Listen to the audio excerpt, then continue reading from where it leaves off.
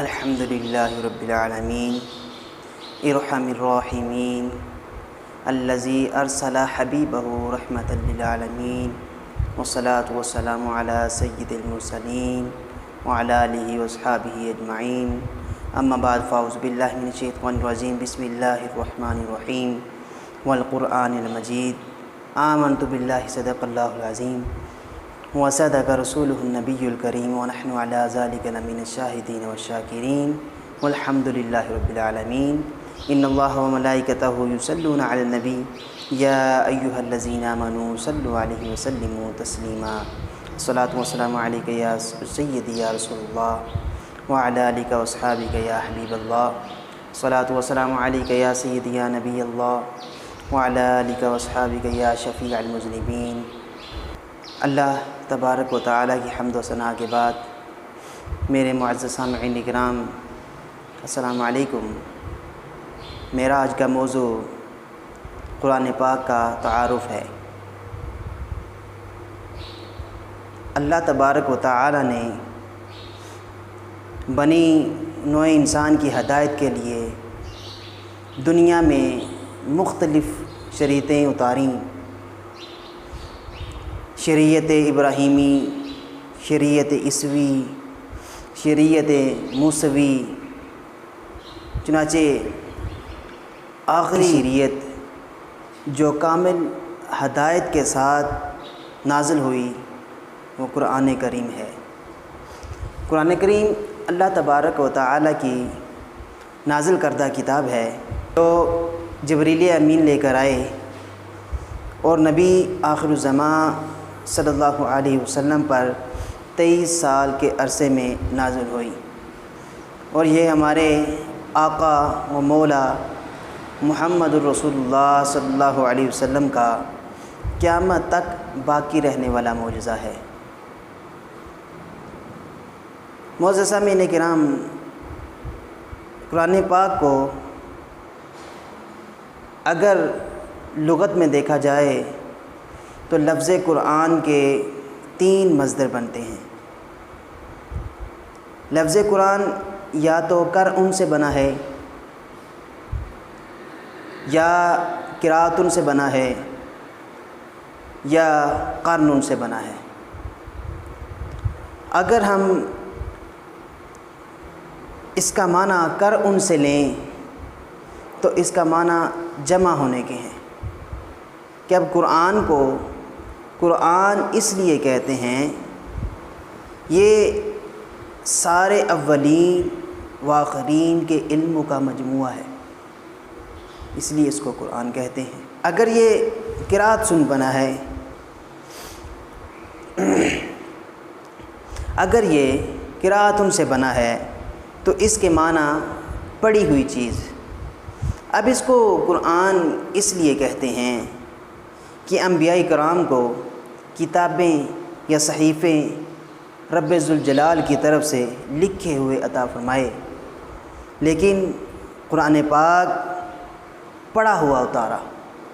اس طرح کے جبریل امین لے کر آتے، حضور علیہ الصلاۃ والسلام کو پڑھ کر سناتے، اور حضور علیہ الصلاۃ والسلام سن کر یاد کر لیتے۔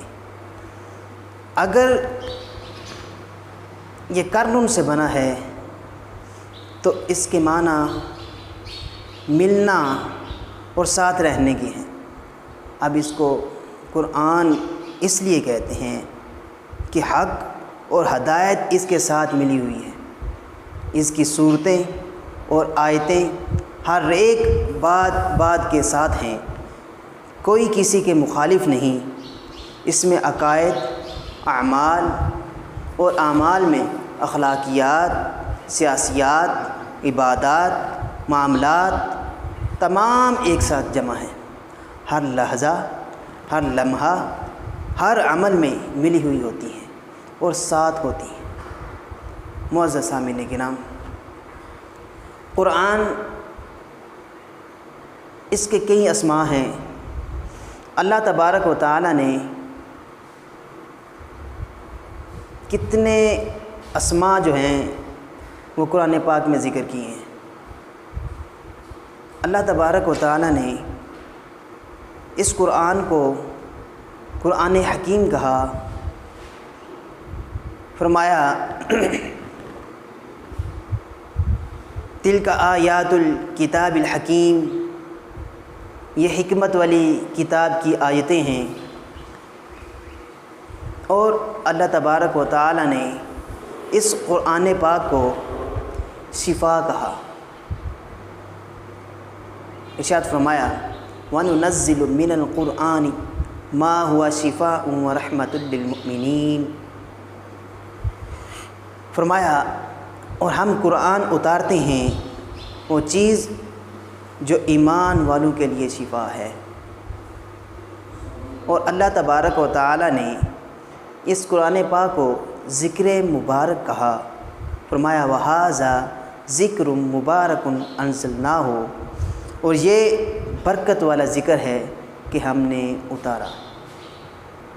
اللہ تبارک و تعالی نے اس قرآن پاک کو فرقان کہا، فرمایا تبارک الذی نزل الفرقان علی عبدہ، بڑی برکت والا ہے وہ کہ جس نے اتارا قرآن اپنے بندے پر۔